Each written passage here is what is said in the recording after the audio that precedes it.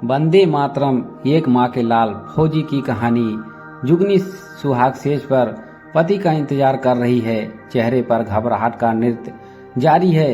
कमरे में पति परमेश्वर के कदम पड़ते ही झट लंबा घूंघट किया और जेठानी की बात याद कर पलंग से उतर सीधा पतिदेव के चरणों में अपनी सारी आकांक्षा, महत्वाकांक्षा, प्रेम सब कुछ समर्पित करने के लिए झुक गई।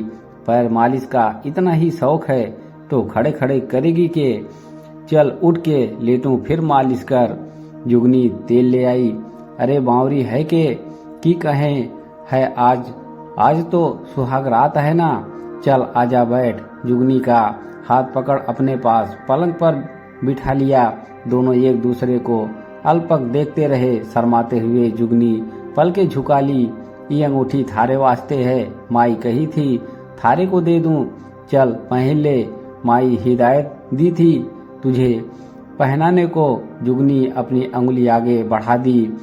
पति ने अंगूठी उसकी हथेली पर रखी। हिम्मत तो देख इसकी। अरे पति हूँ थारा, हूँ बावरी है और चादर तान कर सो गया।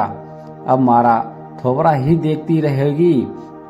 बहुत रात हो गई है, थक गई होगी, चल सो जा।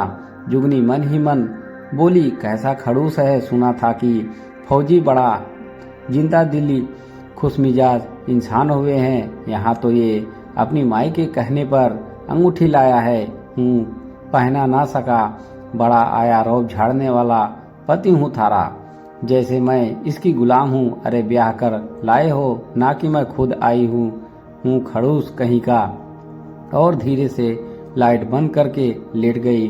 जुगनी के ससुराल में बस 4 लोग थे, सास जेठानी, उसका पति और प्यारी सी बच्ची छुटकी। ससुर और जेठ भी देश की सेवा में शहीद हो गए थे। तब रणबीर शेखावत 15 साल का था। 20 साल की उम्र में रणबीर माई की मर्जी और अपनी खुशी से फौज में भर्ती हो गया। सुबह सुबह ही रणबीर को हेडक्वार्टर से फौरन वापस आने की खबर आई, माई मारा छुट्टी खत्म हो गया, आज ही वापस लौटना है। अरे कैसे, अभी जाना है, अभी और 1 सप्ताह वक्त है ना बिटवा। जुगनी, हम पहले भारत माँ के पुत्र हैं, उसकी रक्षा सुरक्षा हमारा पहला कर्तव्य है। बाद में सारे नाते रिश्ते। हमारा बापू भायाजी देश की खातिर अपनी कुर्बानी दी है। सुन जुगनी, तू सूबेदारनी है, सूबेदारनी वादा कर, यदि हम शहीद हो गए तो तू आंसू ना बहावेगी, कमजोर ना पड़ेगी। छोरा होए तो छोरी उसे भी सूबेदार बनावेगी। उसके माथे को चूमा और कमरे से निकल गया। आरती की थाल लेकर जुगनी तिलक लगाते हुए बोली, हम वादा करत हैं, ये तिलक और आरती विजय हासिल कर सही सलामत लौट कर आने के वास्ते है। वादा करो हमारे से। हिंदुस्तान और पाकिस्तान के बीच लड़ाई छिड़ गई थी। रणबीर शेखावत अपनी पूरी पलटन के साथ पाकिस्तानी छावनियों और सैनिकों को मारते हुए पहाड़ी की ओर आगे बढ़ते जा रहे थे। दर्जनों की संख्या में हिंदुस्तानी सैनिक मारे जा चुके थे। उसके ही बांह और पैर में गोली लगी थी। खून काफी बह चुका था। उसकी आंखें बंद होने लगी। उसने सोचा अब बचना मुश्किल है। उसने हिम्मत नहीं हारी। दोस्तों को मैं ठीक हूँ कहकर आगे बढ़ने का आदेश दिया। खुद को घसीटते हुए एक पत्थर के पीछे छिपकर हिम्मत करके देखा तो उसे दूर एक पाकिस्तानी छावनी दिखाई दी। एक हैंड ग्रेनेड उसके पास बचा था। हाथ में उसका ताकत नहीं बचा था। पुरजोर कोशिश की और छावनी भस्म हो गया। इधर एक गोली उसके सीने में आ लगी। सूबेदार रणबीर शेखावत की नजरें ऊपर पहाड़ की चोटी पर लहराते हिंदुस्तानी तिरंगा को देख रहा था। वंदे मातरम की सलामी के साथ वो माँ भारती की गोदी में चिर निद्रा में विलीन हो गया।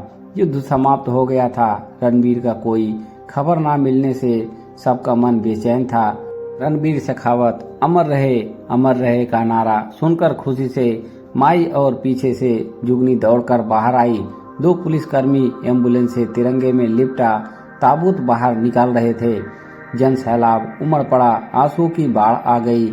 माई दहाड़ते मार रही थी, हे भारत माता, एक और बेटा होता तो थारी रक्षा में भेज देती। जुगनी निःशब्द आरती की थाल ले आई, कलाई से एक चूड़ी उतारी और पति के सीने पर माला की तरह सजा दी। बिंदी उसके हथेली में लगा दी।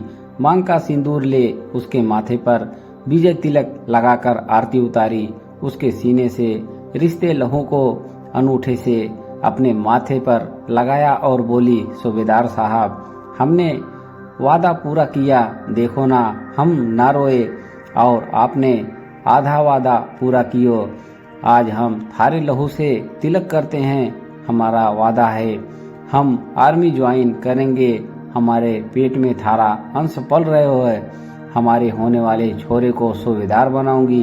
तिरंगे में लिपटे शहीद पति को वंदे मातरम की सलामी के साथ आखिरी विदाई दी और दौड़कर अपने कमरे में जा बंद हो गई। भारत माता की जय। वंदे मातरम। जय हिंद, जय भारत।